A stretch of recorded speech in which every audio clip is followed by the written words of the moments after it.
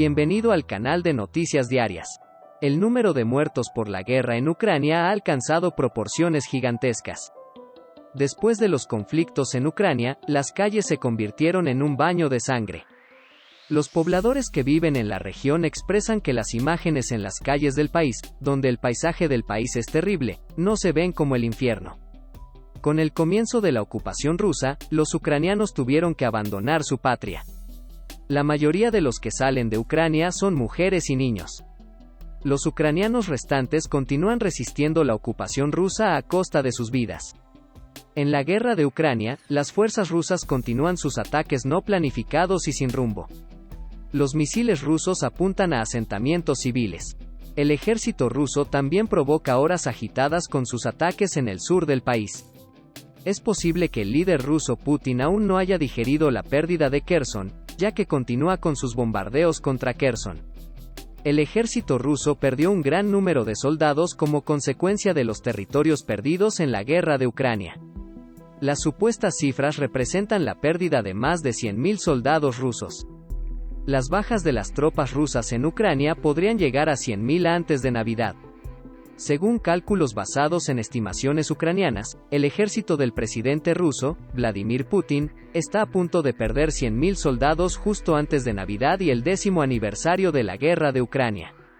El Ministerio de Defensa de Ucrania y el Estado Mayor General de las Fuerzas Armadas de Ucrania proporcionan estimaciones diarias de cuánto personal ruso ha desaparecido desde el día anterior y el número total de bajas rusas desde el comienzo de la guerra. El Ministerio de Defensa de Ucrania informó que Rusia había perdido alrededor de 98.800 soldados hasta el lunes. Incluyendo las 520 nuevas bajas rusas estimadas del lunes, un cálculo basado en el número de muertos en Ucrania muestra que Rusia perdió un promedio de 577 soldados por día la semana pasada.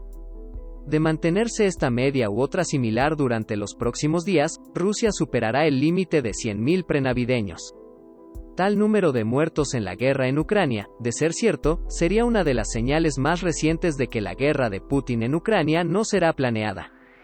En una rara confesión, el funcionario ruso admitió recientemente en la televisión estatal que los militares habían jugado un juego, y tuvieron que ponerse a la defensiva contra Ucrania, ya que el país devastado por la guerra seguía recibiendo armas y ayuda occidentales efectivas. Aunque la guerra estará en su 10º mes el 24 de diciembre, el número exacto de muertos y heridos en la guerra en Ucrania sigue sin estar claro para ambas partes. Si bien Ucrania proporciona estimaciones diarias de las bajas rusas, Rusia no las verifica. Y Ucrania no proporciona tales estimaciones para sus propias pérdidas de tropas. Además, Rusia rara vez actualiza el número de muertos en la guerra en Ucrania. Las últimas actualizaciones de este tipo por parte de funcionarios rusos parecen haber llegado en septiembre, cuando el ministro de Defensa ruso, Sergei Shoigu, dijo que 5.937 soldados rusos habían muerto desde el comienzo de la guerra. En un discurso que pronunció el mes pasado, el jefe del Estado Mayor de EUU, el general Mark Milley, dijo que el número total de soldados muertos y heridos de Rusia superó los 100.000. El jefe del Estado Mayor estadounidense, general Mark Milley, dijo que la proporción de muertos sobre heridos en esta cifra no está del todo clara. Milley también dijo que el ejército ucraniano probablemente sufrió un número similar de bajas. El presidente ruso, Putin, ha intensificado sus esfuerzos para fortalecer las relaciones con sus aliados con el fin de poner fin al mal rumbo en Ucrania. Lukashenko y Putin prometieron una mayor cooperación militar cuando Rusia vaciló en su invasión de Ucrania. Durante su reunión en Minsk, Alexander Lukashenko y el presidente ruso, Vladimir Putin, acordaron que sus países continuarán realizando ejercicios militares conjuntos y continuarán con la cooperación militar en otros campos. Los acuerdos se produjeron en medio de especulaciones de que Putin podría intentar presionar a Bielorrusia para que se una a la lucha contra Ucrania, en su primer viaje en más de 3 años para ver al dictador bielorruso. En la rueda de prensa conjunta celebrada tras su reunión con Lukashenko durante unas 2 horas y media, Putin dijo que Rusia y Bielorrusia acordaron fortalecer la cooperación en todos los campos. Esto incluye medidas conjuntas para la seguridad de los dos países, entrenamiento conjunto continuo y entregas mutuas de armas, dijo Putin. Putin agregó que Rusia continuará entrenando tripulaciones bielorrusas para volar aviones capaces de transportar ojivas nucleares. También confirmó los planes de vuelo de un cosmonauta bielorruso en 2023. Lukashenko dijo que durante las conversaciones con Putin se enfatizaron los temas económicos. Lukashenko dijo: "Hoy podemos decir claramente que juntos no solo sobrevivimos, sino que también encontramos oportunidades para el desarrollo de nuestras economías". Sin embargo, el líder bielorruso también se refirió a la cooperación militar y dijo que Bielorrusia, al mencionar las relaciones de su país con Rusia, ha encargado el sistema de misiles tierra-aire S-400 y los sistemas de misiles guiados móviles Iskander entregados por Rusia para la guerra. Lukashenko dijo que Rusia no puede ir a ninguna parte sin nosotros, no podemos hacer nada sin Rusia.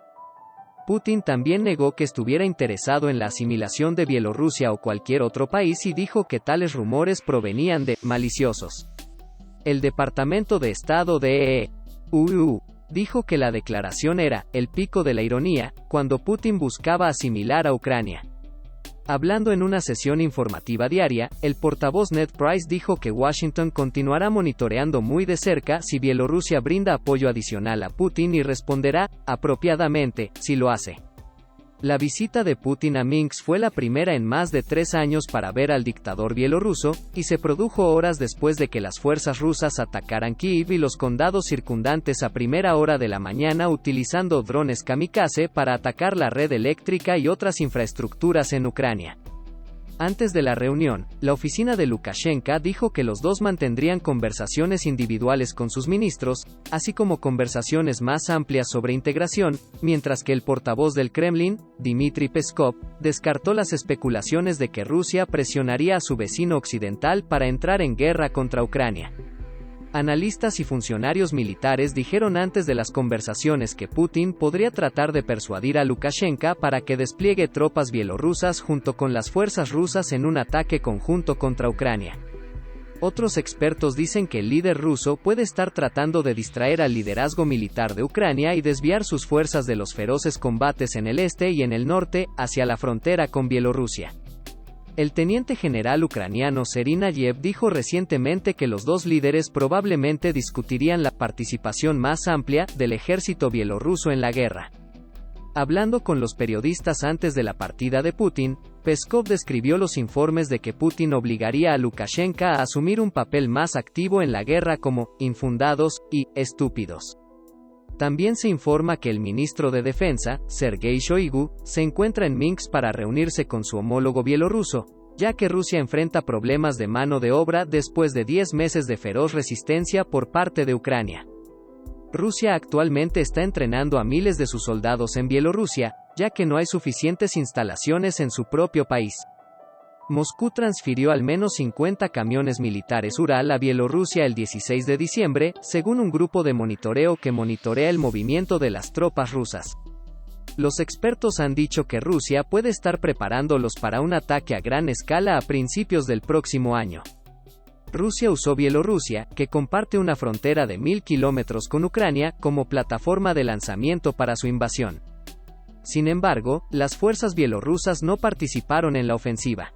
Rusia no quiere admitir que ha sido derrotada en la ocupación de Ucrania. Este resultado puede tomar el asiento del líder ruso Putin. El líder ruso Putin, por otro lado, está haciendo sus últimos movimientos en Ucrania. Los resultados del ejército ruso en Ucrania hicieron que Putin inclinara la cabeza. Es solo cuestión de tiempo antes de que los ucranianos culminen su lucha con perseverancia y determinación. Gracias por mirarnos.